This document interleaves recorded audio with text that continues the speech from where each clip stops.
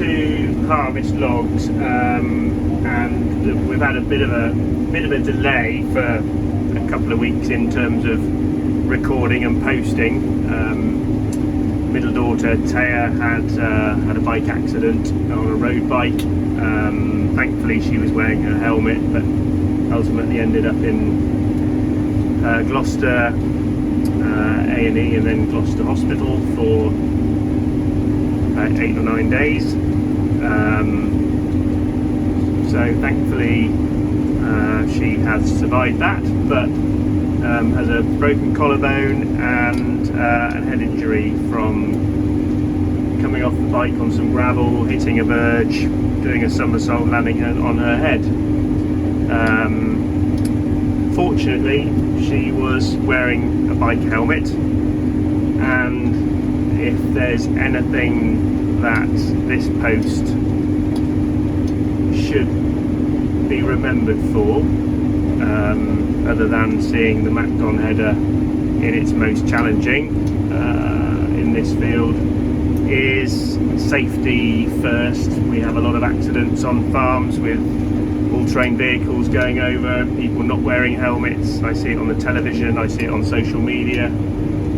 Quite frankly, it's irresponsible and it's stupid. If you're not wearing a helmet, you're an idiot.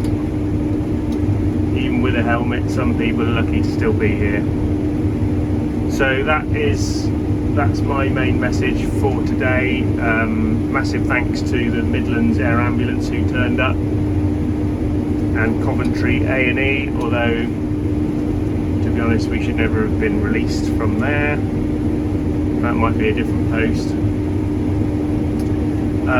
But we are back harvesting, and it does focus the mind a little bit on priorities and what's important. The team here have been absolutely fantastic. Tim, Gord, Charles and Will doing the harvesting, Derek drilling cover crop, Sam and Shirley looking after the sheep.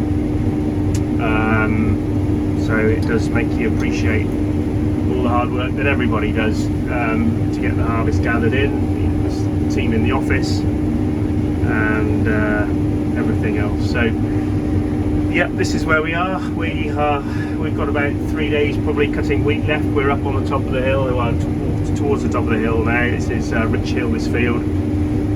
This was peas last year, and then we put a brilliant massive summer cover crop on it,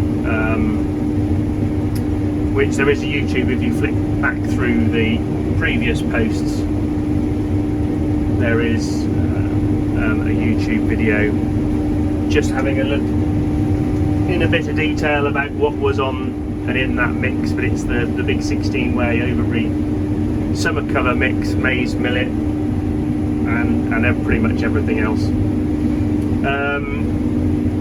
So this field was also drilled with the Horizon drill, demonstrating that last year, and it's probably, according to the yield monitor, doing 1.5 tons a hectare more than the other fields. So why that is, not quite sure. Obviously the impact of the cover crop will be significant in terms of moisture holding capacity or moisture getting through the system, both of which were valuable this last growing season. Don't know whether I'm going to get all the way back actually. I might. Where's Gord? He's up there. Not sure whether I'm going to get up to him, but it's very steep that bit, so we'll have to see. So the cover crop will undoubtedly have played an impact, played its part in the increased yield of this field.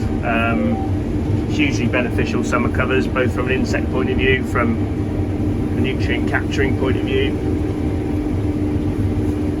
The Horizon drill put the seed in really well, as hoped and expected, as well as the cross slot, using a little bit less diesel.